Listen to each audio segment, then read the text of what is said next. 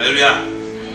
네, 이런 말씀 가운데 은혜 되시기를 소원합니다. 오늘 함께 나눌 말씀 누가복음 3장 15절에서 22절까지의 말씀입니다. 3장 15절에서 22절까지의 말씀. 누가복음 3장 15절에서 22절까지의 말씀. 마태복음도 그렇고 누가복음도 그렇고 3장 그러면 셋이잖아요. 그럼 여기 뭐가 나오고 있어요? 세례가 나옵니다. 그렇게 기억하시면 편합니다. 세례, 예수님의 세례에 대한 내용이 나와 있습니다. 함께 나누도록 하겠습니다. 우리 보시면서 말씀 함께 합독할게요. 백성들이 바라고 기다리므로 모든 사람들이 요한을 혹 그리스도신가 신중에 생각하니 요한이 모든 사람에게 대답하여 이르되 나는 물론 너희에게 세례를 베풀거니와 나보다 능력이 많으신 이가 오시나니 나는 그의 신발끈을 풀기도 감당하지 못하겠노라. 그는 성령과 불로 너희에게 세례를 베푸실 것이요 손에 키를 들고 자기의 타작 마당을 정하게 하사 알곡은 모아 볶아내 드리고 죽적이는 꺼지지 않는 불에 태우시리라. 또 그 밖에 여러 가지로 권하여 백성에게 좋은 소식을 전하였으나 분봉왕 헤롯은 그의 동생의 아내 헤로디아의 일과 또 자기가 행한 모든 악한 일로 말미암아 요한에게 책망을 받고 그 위에 한 가지 악을 더하여 요한을 오게 하더니라. 백성이 다 세례를 받을새 예수도 세례를 받으시고 기도하실 때에 하늘이 열리며 성령이 비둘기 같은 형체로 그의 위에 강림하시더니 하늘로부터 소리가 나기를 너는 내 사랑하는 아들이라 내가 너를 기뻐하노라 하시니 아멘.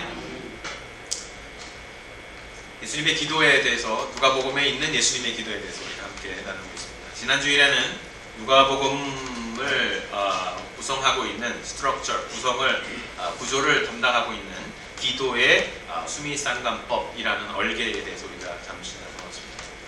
말 그대로 얼개입니다. 누가복음이 사가랴의 제사장 사가랴의 기도, 그의 분향, 제사장적 기도로 시작했다면 예수님의 제사장적 축복을 통해서 그의 제자들이 하나님을 찬양하고 기도하는 장면으로 마무리된다는 점, 기도로 시작해서 기도로 끝난다는 점, 누가는 그만큼 누가복음을 기도라는 툴로 얽고 싶어 했고 그것을 우리에게 보여주고 싶어 했다고 말씀드렸습니다. 그러면서 누가의 시각을 통해서 우리가 드려야 할 기도의 정의를 내려보았는데 여러분 혹시 기억나시는지 모르겠습니다. 우리의 기도는 예수께서 걸어가신 기도의 발걸음에 우리의 발걸음을 포개는 것이다. 예수께서 걸어가신 기도의 발걸음에 우리의 발걸음을 포개는 것이다. 그래서 예수께서 걸어가신 그 제자의 길을 보면 여러 제자가 그 길로 똑같은 길로 갔지만 마치 한 사람이 간 것처럼 똑같은 발걸음 위에 또 발걸음이 포개져서 마치 한 사람이 간 것과 같은 발걸음을 우리가 보게 될 것이다. 보게 된다. 그렇게 말씀을 드렸습니다. 따라서 이번 주부터는 우리 예수님의 그 기도의 발자국을 하나하나 누가가 기록했던 그 기도의 발자국, 첫 번째 발자국, 두 번째 발자국, 기도의 발자국을 우리가 따라가면서 하나씩 그 위에 우리의 발도 디뎌보려고 합니다. 누가복음에 기록된 예수님의 기도의 첫 번째 발자국 무엇일까요? 오늘 우리가 함께 읽은 본문에 나와 있으니까요. 우리가 짐작하시겠죠. 요한에게서 세례를 받으신 후에 드린 기도입니다. 혹은 세례 자체가 예수님의 행위로서의 기도였다고 저는 생각합니다. 오늘 본문을 보시면 21절과 22절에 이렇게 기록하고 있습니다. 백성이 다 세례를 받을새 예수도 세례를 받으시고 기도하실 때에 하늘이 열리며 성령이 비둘기 같은 형체로 그의 위에 강림하시더니 하늘로부터 소리가 나기를 너는 내 사랑하는 아들이라 내가 너를 기뻐하노라 하시니 흥미로운 것은 예수께서 세례를 받은 장면은 마태, 마가, 누가 우리가 공관복음이라고 하죠. 이 세 가지 복음에 모두 상세히 기록이 되어 있습니다. 그런데 그 중에 예수께서 세례를 받으시고 기도하셨다는 사실을 줌인해서 화면을 확대해서 예수께서 기도하고 계시네 라고 포착해낸 것은 누가뿐이라는 것입니다. 누가복음뿐입니다. 마가복음과 마태복음에는 예수께서 기도하셨다는 기록이 없습니다. 마가복음 1장 9절에서 10절에 보면 요한에게 세례를 받으시고 곧 물에서 올라오실새 하늘이 갈라짐과 성령이 비둘기같이 자기에게 내려오심을 보시더니 이렇게 말씀하고 있어요. 여기에 예수님이 기도하셨다라는 표현이 없습니다. 마태복음도 마찬가지죠. 3장 16절에 예수께서 세례를 받으시고 곧 물에서 올라오실새 새 하늘이 열리고 하나님의 성령이 비둘기같이 내려 자기 위에 임하심을 보더니 그 현상은 모두 이렇게 정확하게 기록하고 있는데 그 짧은 순간에 예수께서 기도하셨다라는 사실을 포착해내는 눈은 누가에게밖에 없었던 것입니다. 말하자면 누가에게 예수께서 세례를 받으실 때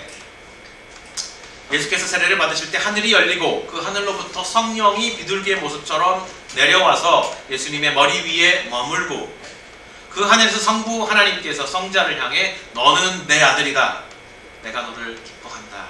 라고 말씀하신 것이 바로 예수님의 기도의 응답이었다. 라고 누가는 보고 있는 것입니다. 이 현상이 나타난 것은 사실은 예수님의 기도의 응답이었습니다.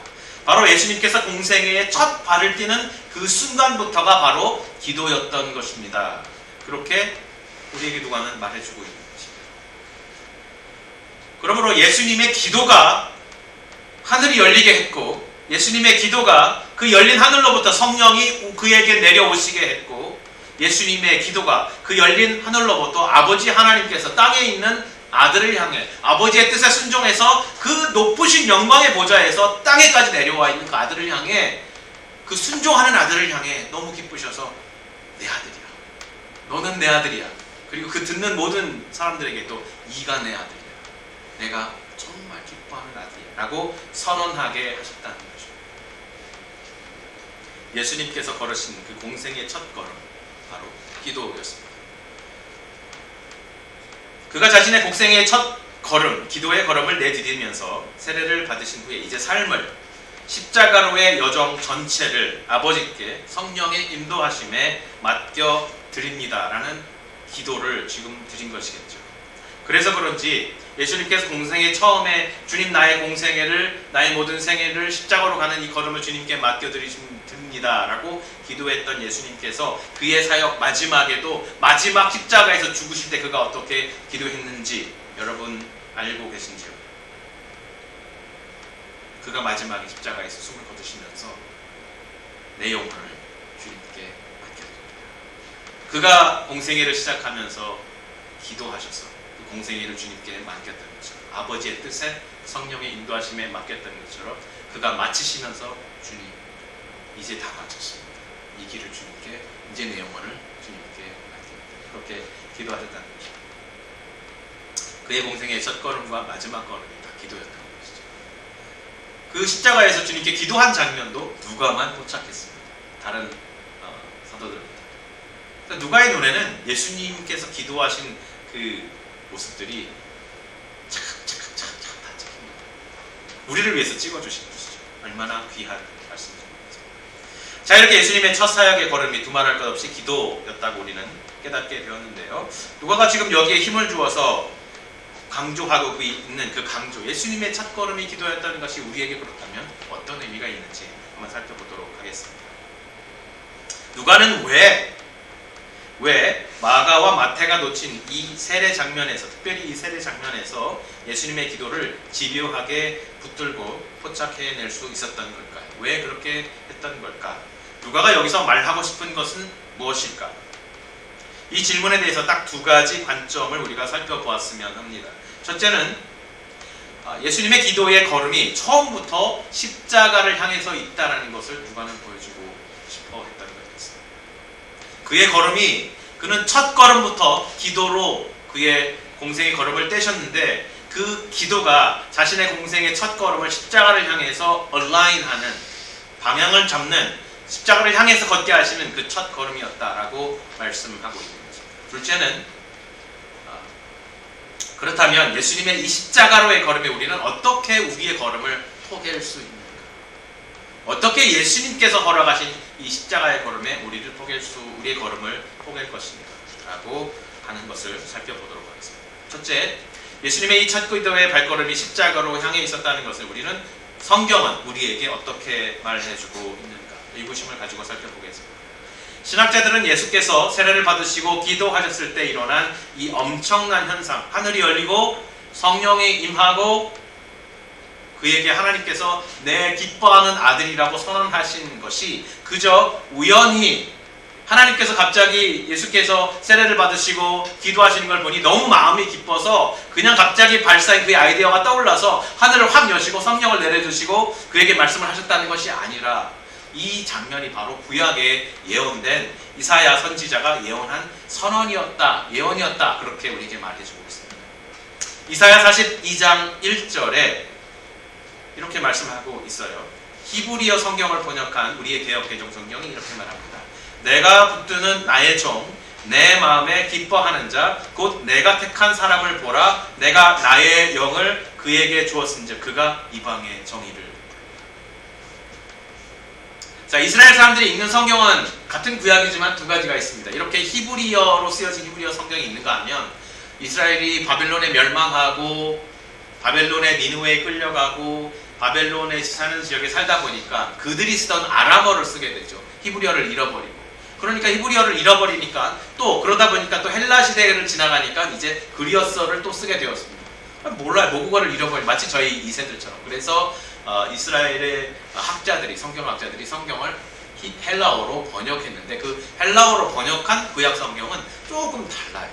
그런데 우리는 신앙인들은 이 히브리어로 쓰여진 구약 성경과 헬라어로 번역된 구약 성경이 모두 구약 성경이라고 봤습니다. 이미 이스라엘의 역사 안에서도 이 두 가지가 다 하나님의 역사 안에서 검증된 하나님께서 인준하신 성경으로 받아들여지고 있어요. 근데 약간 표현이 틀려요. 거기에는 헬라어로 쓰여진 구약 성경에는 70인역에는 그러면 이사야서 42장 1절을 어떻게 번역하고 있는가? 이렇게 번역하고 있습니다. 내가 돕는 나의 아들. 벌써 틀리죠? 나의 종에서 나의 아들로 바뀌었죠? 야곱, 곧 내가 택한 이스라엘이여. 내가 그를 받았고 내가 그를 인정했고 기쁘게 받았고 나의 영을 그에게 부어주었으니 그가 이방에 심판을 베풀 것이다. 정의를 베풀 것이다. 자, 이 두 구절의 말씀이 모두 오늘 예수께서 세례 받으시고 기도하실 때 하늘이 열리고 그 하늘이 열린 하늘로부터 아들을 향해서 내가 기뻐하는 아들이라고 말했던 그 예언의 의미에 풍성이 성취되고 있다는 것입니다. 그런데 우리가 이 두 가지 구절의 모든 의미를 다 우리가 살려내고 싶은데 그 중에 한 가지 놓치지 말아야 할 것은 이사야가 히브리어 성경에서 말했던 그 나의 종이라는 말입니다. 이사야서는요, 종이란 하나님의 종, 나의 종이라고 하나님께서 말씀하실 때 그 종에 특별한 개념을 넣고 있는데 어떤 종이냐면 고난의 종이에요. 고난의 종. 사실은 이스라엘 사람들도 싫어하는 개념입니다. 그들이 메시아를 기다렸어요. 메시아를 기다리는데 그 메시아가 그들을 위해서 고난을 받아야 한다 라는 사실을 이사야는 분명히 말했습니다. 근데 이스라엘 사람들은 사실을 싫어했어요. 왜냐하면 그들의 역사 자체가 고난에 있기 때문에 메시아가 우리를 위해서 오시는데 우리를 위해서 죽어? 우리를 이 고통에서 건져주셔야 되는데 우리를 위해서 그 모든 외세와 이방인들을 이기는 게 아니라 오히려 그들에게 죽어? 말이 안 되잖아요. 마음이 불편하잖아요. 그들은 그래서 이 개념을 싹 바꿔치기 했어요. 그러나 이사야 선지자는 분명히 말한 것입니다. 우리에게 올 메시아는 우리를 위해서 고난을 받을 종이라는 거죠.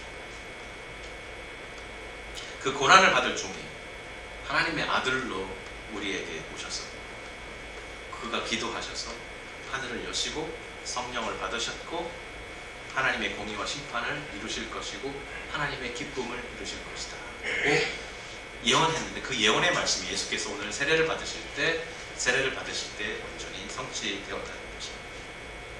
그 고난의 종, 그 고난의 아버지의 뜻을 알고 아버지께서 우리를 구원하시기 위해서 우리의 고난을 대신 받게 하신 예수 그리스도를 바라보고 한없이 보셨다. 그의 첫 걸음이 이 고난의 종으로서의 걸음이었고 십자가를 향해서 있었다는 것입니다. 그가 세례를 받으시면서 물속에 잠기는 그 잠김이 의미하는 그 죽음, 아버지께서 나를 가게 하시면 이 죽음의 길까지 제가 온전히 순종하겠습니다 라고 고백하시는, 그가 선언하시는, 다짐하시는 예수님의 그 기도, 그리고 물속에서 나오면서 내가 죽음에까지 순종하면 아버지께서 나를 죽음에서 살리실 것입니다 라는 아버지를 향한 변함없는 신뢰의 고백, 그 행위로서, 세례를 통한 행위로서의 기도를 주님께 드리시고, 또 나와서 주님 이제 이 십자가로 가는 걸음을, 첫 걸음을 뗍니다. 주님 이 걸음을 주님 주장하여 주시옵소서. 아버지 주장해 주십시오. 성령님 이끌어 주십시오 라고 기도하셨다는 거죠. 첫 걸음부터 십자가를 향해 있는 걸음이었고 기도였습니다. 자, 그렇다면 예수님의 이 십자가와 그 십자가 너머에 있는 부활을 향해 있는 이 기도에 우리는 어떻게 우리의 발걸음을 포갤 수 있을 것인가? 좀 아이러니하지만 우리가 그의 기도의 걸음에, 예수의 기도의 걸음에 우리의 걸음을 포갤 수 있는 이유도 바로 이 주님의 이 기도 때문입니다. 주님의 기도에 우리의 발걸음을 포기할 수 있는 기도 자체가 바로 주님의 기도 때문입니다. 바로 이 기도, 세례를 받으시고 기도하셔서 하늘을 열리게 만들었던 그 기도, 성령이 그에게 내려오게 했던 그 기도 안에서 아버지께서 그를 향해서 내 사랑하는 아들이라고 선언하게 하셨던 그 기도 때문입니다.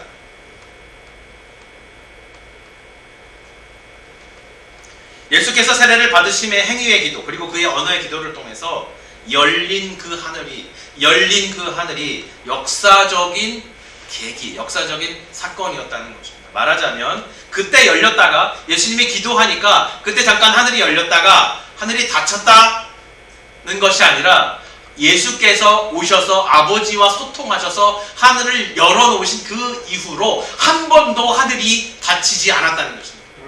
그 전에는 닫혀있던 하늘이 아들이 오심으로써 아들이 그 하늘을 열고 오셨고 아버지를 향해서 주님, 내가 당신의 뜻에 죽음까지 순종하겠습니다. 내가 죽으면 아버지께서 나를 살리실 것을 믿습니다 라는 그 기도를 들으셨을 때 하늘이 열렸는데 그 하늘이 그 이후로 한 번도 지금까지 닫히지 않았다는 것입니다. 영원토록 열린 하늘이 되었다는 거죠. 예수께서 공생의 사역을 감당하시는 동안 줄곧 이 열린 하늘로부터 성부 하나님과 사랑의 소통을 나누셨고 거기로부터 임하는 성령의 인도하심에 철저하게 따르셨습니다. 철저하게 따르셨습니다.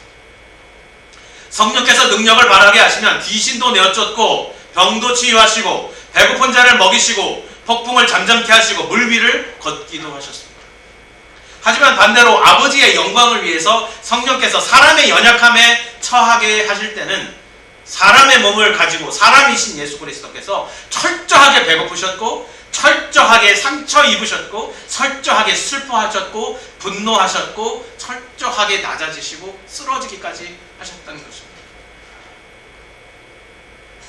여러분, 우리가 수가성에서 우물 깃는 여인을 구원하시기 위해서 예수님께서 새벽부터 일어나서 사마리아까지 거의 달려가다시피 걸어가셔서 완전히 탈진하셔서 그 우물 곁에 펄썩 주저앉아버린 예수님. 그의 모습을 우리가 이미 알고 있지 않습니까? 그렇게 연약해지셨어요. 그렇게 아버지와 성령을 믿고 순종하셨다는 거죠.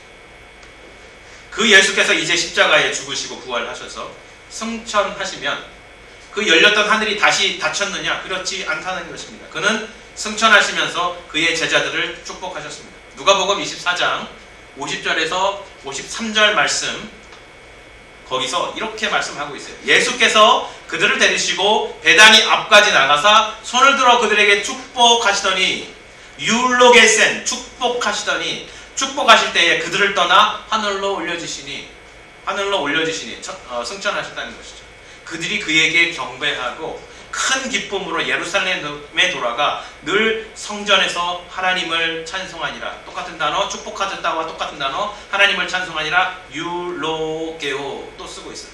이 같은 단어란 얘기예요. 예수께서 축복하셨고 그들도 예수님을, 하나님을 축복했다, 이런 뜻입니다.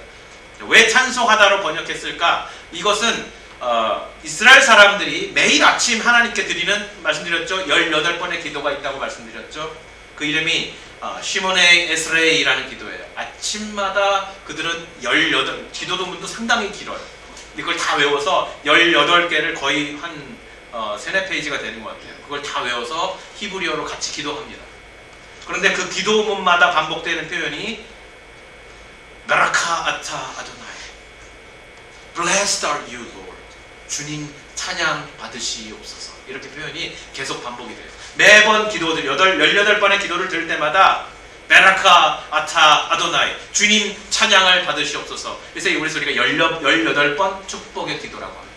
매일 드리는 기도예요. 그러니까 그들이 이 축복의 말을 들을 때 이것은 기도이면서 찬양이면서 하나님께 드린 경배이면서 역시 기도라는 것입니다. 그들이 하나님을 찬양했다는 건 무엇입니까? 자, 그러므로 이 얘기는 뭐냐면 사가랴의 기도로 시작했던 누가복음이 끝날 때 예수님께서, 사가랴 여러분 축복하지 못했잖아요. 그가 기도드리면서 기도 응답을 받았어요. 그 오래도록 아이를 낳지 못했는데 세례 요한을 하나님께서 사가랴와 엘리사벳에게 주셨잖아요.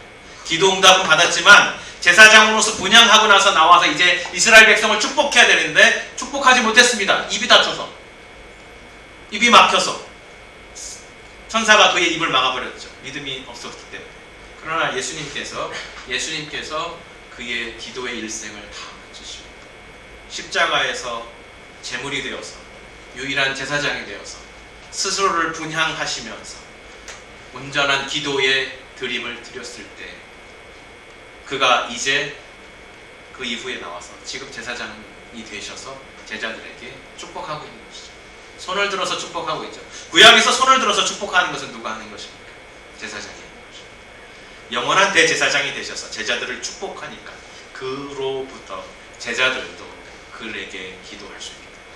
제자들도 그에게 축복할 수 있게 됩니다. 그렇게 말하고 있는 거죠. 이 축복의 본질이 무엇입니까? 제자들이 예수님의 그 기도에 이제 그들도 그 기도의 발을 포기할 수 있게 됩니다. 그들의 기도의 발을 포기할 수 있게 된다는 뜻입니다. 이제 제자들도 예수님의 이름으로 기도할 수 있게 되었고, 오늘 장호원 집사님께서 그 적어준 아침에 그 묵상에 예수님의 이름으로 구하라고 하셨죠. 참 어떻게 이렇게 하나님께서 기가 막히게 말씀들과 상황들을 우리 교회에 몰아주시는지 오늘 찬양도 들으면서 참 말씀으로 우리를 주님께서 양육하신다는 생각이 들어요. 이제 우리도 제자들도 예수 이름으로 기도할 수 있게 되었고 그의 기도에 우리의 발걸음을 포기할 수 있게 되었다. 하늘이 열려서 예수 그리스도께서 가시는 곳마다 폭포수처럼 쏟아지던 그 성령이 이제 우리에게도 부어졌고 우리도 그 성령의 인도하심을 따라서 기도의 발걸음을 예수 그리스도 위에 포기할 수 있게 됩니다. 그렇게 말씀하시는 것입니다. 우리는 누가의 또 하나의 저술인 사도행전을 통해서 그의 제자들이 어떻게 예수의 기도에 그들의 기도를 포기하고 있는지를 확인할 수 있습니다. 먼저 오순절 성령 강림의 사건입니다. 공생의 첫날 하늘에서 비둘기같이 임했던 성령이 이제 제자들의 공동체가 그 승천하신 예수님의 이름으로 마가다락방에서 기도할 때 그 제자 공동체 위에 똑같이 쏟아졌습니다. 예수께서 세례 받으신 것처럼 교회가 역사적인 세례를 받은 것입니다. 역사적인 성령의 세례를 그때 받은 것입니다. 사람들에게 반복되는 그런 세례가 아니라 모든 교회, 그때 이후로 지금까지 하나의 교회인 그 하나의 교회가 하나님의 폭포수처럼 하늘을 열고 쏟아부시는 성령 세례 안에 있게 되었다는 것입니다. 영원토록 부어지는 성령 세례. 열린 하늘에서 성령을 그냥 교회에 영원토록 폭포수처럼 쏟아 부어 내리시는 그 은혜 속에 우리가 들어간 것입니다. 교회는 그 시각 이후로 영원토록 이 세례의 은혜 안에 있는 것입니다. 두 번째 사건은 스데반의 순교의 현장입니다. 기도와 하늘 열림을 연결해주고 있는 사건이 바로 이 스데반의 순교의 현장입니다. 스데반이 이스라엘 사람들에게 복음을 전하다가 그들이 던진 돌에 맞아 피를 흘리며 쓰러져 죽어갈 때 그는 하늘이 열리고 거기 주님께서 보좌에 서 계신 것을 목격했습니다. 그때 그가 이렇게 기도했습니다. 사도행전 8장 55절에서 56절, 59절에서 60절에 그의 기도가 이렇게 나와 있습니다. 스데반이 성령 충만하여 하늘을 우러러 주목하여 하나님의 영광과 및 예수께서 하나님 우편에 서신 것을 보고 말하되 보라 하늘이 열리고 인자가 하나님 우편에 서신 것을 보노라. 한데 그들이 돌로 스데반을 치니 스데반이 부르짖어 이르되 주 예수여 내 영혼을 받으시옵소서 하고 무릎을 꿇고 크게 불러 이르되 주여 이 죄를 그들에게 돌리지 마옵소서. 이 말을 하고 이 순서를 보세요. 여러분, 스데반이 기도를 해서 하늘이 열렸나요? 아닙니다. 하나님께서 스데반의 눈을 열어서 하늘이 열려 있음을 바라보게 하셨습니다. 예수께서 열어놓으신 그 하늘이 지금도 열려 있고, 예수께서 승천하셔서 보좌에 앉아 계신 정도가 아니라 벌떡 일어나서 우리를 바라보시면서 우리를 영접하시려고, 우리를 위해 싸우시려고 서셨다는 거죠. 이스라엘 성경에서 하나님이 일어나셨다라는 것은 우리를 위해 싸우시기 위해서 전사가 일어나는 것을 의미합니다. 콤마 아도나이, 콤마 아도나이, 여호와여 이제 일어나소서. 이 얘기는 뭐냐면 주님 우리를 위해서 싸워주십시오. 콤마 아도나이. 그 예수께서 보좌에서 벌떡 일어나 계신다. 그가 우리를 위해서 싸우신다는 것입니다. 그리고 그가 나를 영접하신다. 그 열린 하늘을 봐서, 그 열린 하늘을 본 스데반이 예수님의 기도에 자기 기도를 어떻게 포개고 있습니까? 여러분, 스데반의 기도를 보세요.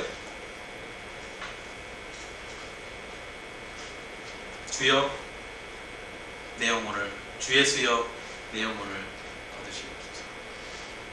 그리고 또 주여 그들에게 이 죄를 돌리지 마옵소서. 어디서 많이 본 기도입니다. 여러분, 어디서 이 기도 들으셨습니까? 예수님께서 십자가에서 자기 사역을 마무리하시며 드린 기도입니다. 사람들이 예수님의 옷을 뺏어서, 옷을 벗겨서, 그 영광을 벗고 이 땅에 오신 예수님의 그 옷마저 다 벗겨서 십자가에 벗겨서 다룰 때, 여러분 얼마나 수치스러워요. 우리가 예수님을 그려놓은 명화들을 보면은 그래도 중요한 부분은, 부끄러운 부분은 가려놨잖아요. 근데 실제로 그렇지 않아요. 완전히 벗겨서 정말 수치스러운 채로 십자가에 달아놓고 사람들의 구경거리가 되게 하는 것입니다. 그렇게 부끄러움을 당하신 예수 그리스도, 근데 그가 부끄러움, 자기 옷 벗기는 사람들을 바라보시면서 주님께서, 주님 이 죄를 저들에게 돌리지 말아 주십시오. 도대체 무슨 짓을 하고 있는지 정말 모르는 사람들입니다. 그들을 위해 기도하셨습니다. 그리고 십자가의 고통을 다 당하시고 십자가에서 죽으시면서 주님 마무리했습니다. 다 이루었습니다. 내 영혼을 받아주십시오 라고 기도했던 것입니다. 이 기도에 스데반이 자기 기도의 발걸음을 지금 마지막으로 인생에서 포기하고 있는 것입니다. 예수님의 그 기도, 주님 그들을 용서해 주십시오. 당신이 기도하셨던 것처럼 저도 그 기도에, 나의 기도의 발걸음을 포기합니다. 주님, 당신의 모든 사역을 마치고 아버지께 당신의 영혼을 맡기셨던 거죠. 저도 내 기도로 당신의 기도에 포기하며 내 생을 주님께 영혼을 맡깁니다 라고 기도했던 것입니다. 이 기도를 제가 딱 보는 순간 마음이 뭉클하고 눈시울이 붉어졌습니다. 마지막에 죽음의 순간까지도 넘치게 열린 그 하늘에서 부어주시는 성령의 능력으로 말미암아 예수 그리스도의 기도에 자기 기도를 포기하는 스데반의 이 기도를 보며 제 마음속에도 큰 은혜가 들려왔습니다. 나도 언젠가 내 생애를 마감할 때 이렇게 기도하고 싶다. 하나님, 나를 통해서 당신의 사역을 당신이 다 이루셨습니다. 내 영혼을 받아주십시오. 이 세상에 나에게 어려운 힘겨운 경험을 준 사람도 많지만 주님 다 용서해 주시고 저도 다 용서합니다. 이렇게 주님의 기도에 내 기도를 포기하며 하나님 앞에 가고 싶어졌습니다. 사랑하는 성도 여러분, 주님께서 우리에게 하늘을 열어놓으셨습니다. 기도로 하늘을 열어놓으셨습니다. 그 하늘은 한 번도 우리에게 닫힌 적이 없습니다. 기도의 첫 걸음으로 하늘을 열어놓으셨습니다. 거기로부터 성령이 그때 이후로 지금까지 한없이 폭포수와 같이 쏟아져 내리고 있습니다. 믿음이 없는 사람에게는 하늘이 아무리 파래도, 아무리 짙푸른 색깔이라도 그 하늘은 닫힌 하늘입니다. 그러나 주님께서 우리에게 선물로 준 그 믿음을 가진 성도들에게는 아무리 하늘이 칠흑같이 어둡고 잿빛이라도 그 하늘은 우리에게 열린 하늘입니다. 그 복음의 사람, 그 기도의 사람, 그 성령의 사람들이 되실 겁니다. 주님께서 축복하고 계십니다. 우리의 복음의 계획가 이제 장기 계획을 세우려고 준비하고 있어요. 제가 10편, 119편, 105전 말씀 정말 좋아하는데 주의 말씀은 내 발의 등이요 내 길의 빛입니다. 오늘 이 말씀 누가복음 말씀을 준비하다 보니까 10편 119편 말씀 이런 뜻이구나 라고 더 깊이 새겨져 왔어요. 여러분 밤의 길을 가는데 오늘날 같으면 멀리 비치는 플래시 탁 들고 가면 멀리 다 비치고 좋잖아요. 근데 그 당시에는 조그만 청사초롱 같은 빛을 들고 가는 거예요.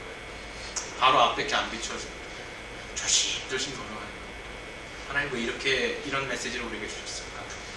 우리 교회가 걸어가는 그 기도의 걸음이 예수 그리스도께서 들으신 그 기도의 발걸음에 한 걸음 한 걸음 한 걸음 포개면서 겸손히 나아가 주시는 말씀입니다. 성도들과 함께 우리가 걸어온 10년, 앞으로 걸어갈 10년 그 복음의 유일한 길을 계속 걸어가기 위해서, 그 외로운 길 계속 걸어가기 위해서 주님께서 은혜 주시기를 함께 구하고 나누기를 원합니다. 기도의 사람들 됩시다. 복음의 사람들 됩시다. 성령의 사람들 됩시다. 함께 기도하시겠습니다.